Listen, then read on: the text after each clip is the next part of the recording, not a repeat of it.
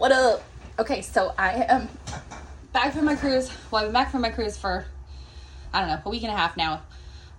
The cruise was so much fun. A week is the perfect amount of time to go on vacation, especially on a cruise. We went on the Carnival Mardi Gras. So we went on the Carnival Mardi Gras during Mardi Gras, Valentine's Day, and the Super Bowl. So it was a really awesome time. The ship was just, party the whole time. My kids had a great time, so it was a lot of fun, and we can't wait to go back again. I did have to work on the cruise, but that's okay. It was quick and easy stuff. I've gotten a lot of stuff down packed around here, so it's not hard for me to work on the go, which is one of the things that I love about this industry is you can kind of do it from anywhere these days because everything is so automated with emails and texting and the tracking and so on and so forth. But anyways, I've been trying to get back into the groove this week and last week and play catch up and try to get all my stuff. As automated as trucking is, it's still back in the paper era. Everything is on paper, as you guys all know. That's how we get paid, bills of lading, and that is almost all still on paper. So I had to get my stuff. I keep originals for everything. My guys usually either cam scan me stuff or I have a TransFlow account where they can email their bills of lading to me, but I do like to keep the originals filed away because there are still some brokerages that require originals, or if something happens, I do have the originals still. So I was filing all my paperwork away and just playing catch up this past week. Today, what I want to talk about is unloadings and late fees that the carriers have to pay. And these are things that I think that either the shipper or the receiver should be handling. So as you guys know, Walmart, Target, those types of big corporations, they don't have unloading fees. They do their own lumper services. But a lot of other places like Aldi's, who else is another one?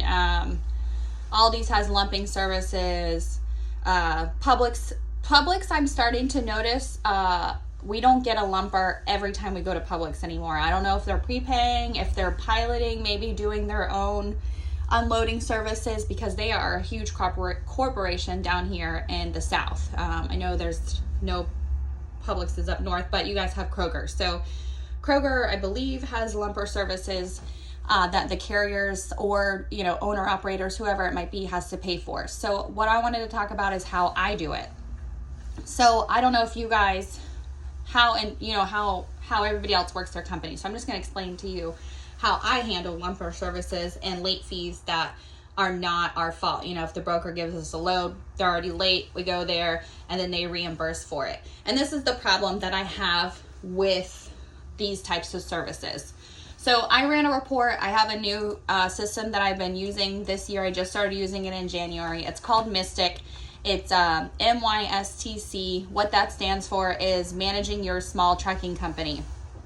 It's an awesome platform if you're a small carrier like I am.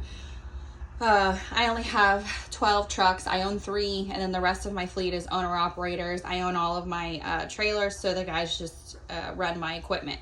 And then they own their tractors. But what I do for lumping services is I use T-Check. So I know a lot of people use ComCheck, T-Check, EFS, those kinds of things. So I use a T-Check account. So I have to keep, or what I like to keep for the week in my T-Check account is $5,000.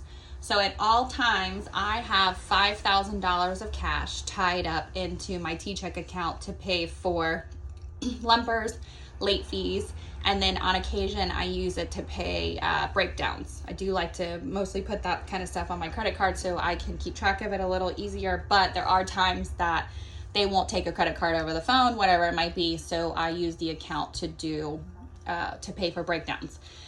So what I did this year is I signed up for this new Managing Your Small Trucking Company software, which I'm loving. Before, what I did was I just ran everything through QuickBooks invoicing.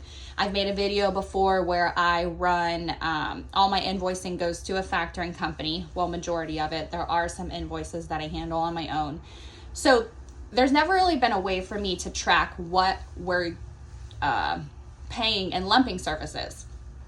So this year alone, I ran a report because I started this new software on January 1st purposely. So between January 1st and today is February 28th, we have spent, of course now the report went off my screen, but it was roughly $14,000. So that means about $7,000, a little over $7,000 a month I have tied up in cash flow, $7,000. So the reason that I choose to pay my lumpers myself is if you call and ask the broker to pay it, 9 times out of 10, I don't want to say every time, but 9 times out of 10, they're going to charge you an advance fee on the load. So you can call and ask them for a CommCheck or a T-Check, whatever services they might use, but they're going to charge you a percentage of the load and consider it in advance on the load, even though you're using that money to pay for the lumping service, which has nothing to do with you as a carrier. It's not your responsibility. You're not unloading it. So if you call and get them to pay for it, 9 times out of 10, they're going to charge you back on that as an advance. So what I do is I use my own T-Check account, use our own money, like I told you guys. So I ran a report. We're roughly tying up about $7,000 a month in cash, just paying these lumping services. So if you do your own billing, that means at all times you have $7,000 tied up in payables, or I'm sorry, in receivables. That's money that has nothing to do with you. So what I do is I do bill it, include it on my invoices to my factoring company, so I get reimbursed for these weekly. But also, I am still on the back end paying a percentage to pay those lumpers because my factoring company charges me a percentage of all the invoices that they purchase from me. So I am still being charged to pay for these lumping services that have nothing to do with me. So I think this is something that's not talked about in the industry regularly enough. I don't understand why the carrier is responsible at all for a lumping service. And these big corporations like Walmart and Target, as big as they are and as difficult as they can be with their waiting, and everybody knows Walmart is kind of crazy to get in and out of and stuff like that. But on that aspect of it, they do have it figured out by doing their own lumping services. Also, some of these lumping services are getting out of control. I think we've been charged, the highest I've ever seen is $500 and something to unload a truck.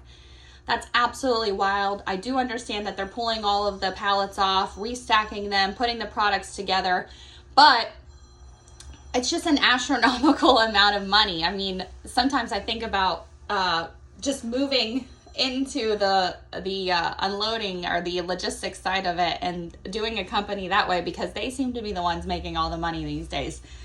So I just wanted to make a point and bring it up to you guys. I don't know how everybody else handles their lumping services. If you're getting an advance on your load, make sure that you pay attention and that you realize that you're probably getting charged a percentage to take that advance to pay the lumper service. Try to get them prepaid as much as you can.